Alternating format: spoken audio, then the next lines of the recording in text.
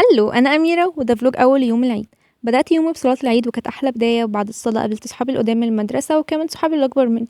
اتصورنا واتكلمنا وكان يوم جميل مليان طاقه حلوه. روحت خدت لي قيلوله كام ساعه كده عشان اكمل اليوم بنشاط.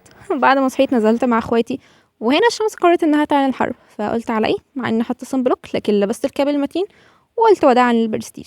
وزرنا تيتا والعيلة، وأول حاجة عملتها إني صليت، لأن الفرض قبل أي حاجة، والفرحة بتكمل لما نبقى قريبين من ربنا.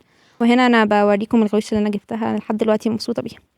رحنا الملاهي، كنت واخدة مامي اتيتيود وبخلي بالي من أختي وبدفع لها التيكتس، ونفس المامي اتيتيود شفت بنت صغيرة باباها محتاس في تسريح شعرها فاتدخلت وساعدتها، ودي كانت من أحلى لحظات اليوم. أما بالنسبة لي فأنا مركبتش عشان العلاج اللي باخده اليومين دول بيخليني أدوخ مش أكتر، مش عشان أنا عاقلة أو كبرت ولا حاجة. كنت بتصور مع الألعاب، وطبعا ما نسيتش نفسي وجبت له آيس كريم بالتوتة عشان أنا بحبه. والحقيقة من كل الألعاب ما لفتش نظري غير بتاعة العيال الصغيرة دي، وعامة أنا ركبتها العيد اللي فات عادي. وطبعا كان لازم نروح بدري عشان منتأخرش، وتقريبا أنا لحد دلوقتي نايمة.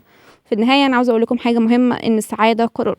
زمان أنا ما كنتش بنزل في العيد، كنت بكتفي بالبلكونة وبدخل القوقعة بتاعتي في أوضتي، لكن اكتشفت إن ده ما كانش بيأذي حد غيري.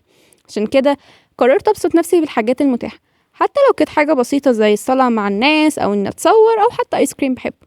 جرب تاخد القرار ده بنفسك، حتى لو هتخرج لوحدك المهم تتبسط. لو عجبكم الفلوج متنسوش تعملوا لايك وسبسكرايب، وتابعوني لو بتحبوا الفلوجز ومهتمين بتطوير نفسكم، ومتنسوش تصلوا على النبي.